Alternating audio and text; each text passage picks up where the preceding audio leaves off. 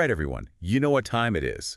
Time to strap in for a deep dive into a topic that's got everybody talking. And let me tell you, today's going to be a wild one. No doubt. We're talking Hurricane Milton, Yeah. and from what we're seeing, it's shaping up to be a real game changer for Disney World. Absolutely. This is one for the books, that's for sure. So we've got the October 8th Papa Best Travels rundown here. And let me tell you, it is jam-packed with info, closures, cancellations, you name it.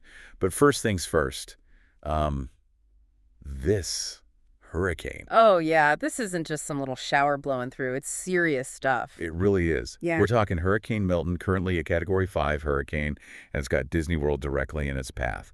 So let's break down exactly what we're looking at here, starting with, well, this has to be the biggest news, the Disney Wish Cruise. Yeah, that's a tough one. Imagine planning your dream vacation, 3 nights sailing to the Bahamas, maybe hitting up Castaway Cay, and then bam, hurricane. Yeah, that October 11th sailing.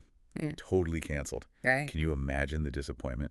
It's got to be heartbreaking for those families. But at the end of the day, safety is paramount, right? I mean, a cruise ship in the middle of a hurricane, that's not exactly a recipe for a magical vacation. Not at all. And look, Disney's not taking any chances on the mainland either. We're seeing a pretty extensive closure plan unfolding at Walt Disney World itself. Which, to be honest, is exactly what they should be doing. Better safe than sorry, right? At 100%. So here's the deal.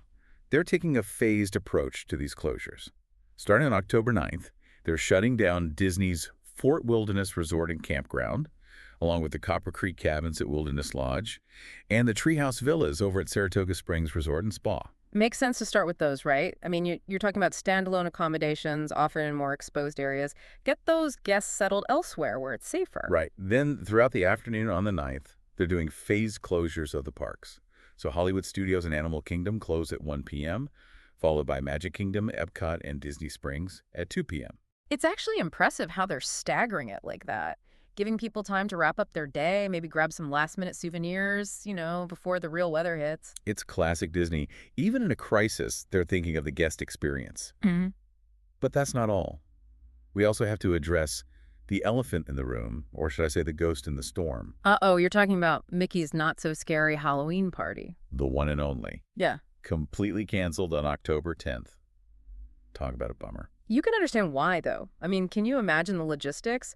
A major hurricane, power potentially out, thousands of people, many in costumes, trying to navigate the parks. It'd be chaos. Total recipe for disaster. Yeah. So, yeah, refunds are being issued for that one. But let's circle back to Hurricane Milton itself for a sec, because this thing sounds like it packs a punch. No kidding. I mean, we're talking Category 5 strength, which, as anyone who's even glanced at a weather map knows, is as serious as it gets. And they're expecting some pretty intense rainfall, too. 6 to 12 inches across most of Walt Disney World, but some spots could get hammered with up to 18 inches. That's a lot of rain. That's not rain. That's a whole lot of flooding waiting to happen. And with a Category 5 hurricane, you're talking winds exceeding 150 miles per hour.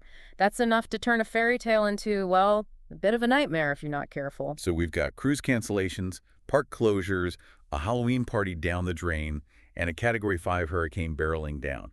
It all begs the question, what happens after the storm? Right. What happens to Disney World after Hurricane Milton? That's what I'm wondering. I mean, we're talking damage assessment, cleanup, potential rebuilding. Yeah. It's going to be a monumental task. It really is. But, if any organization can handle a challenge like this, it's Disney. They're known for their attention to detail, their commitment to guest experience. It'll be fascinating to see how they tackle this and bring the magic back to life. It'll be a story in itself. But for now, we'll have to wait and see how this all plays out. One thing's for sure. This hurricane's going to leave a mark on Disney World's story. Definitely one we'll be talking about for a long time to come. And that wraps up our deep dive for today. Thanks for joining us, and remember to stay safe out there, everyone.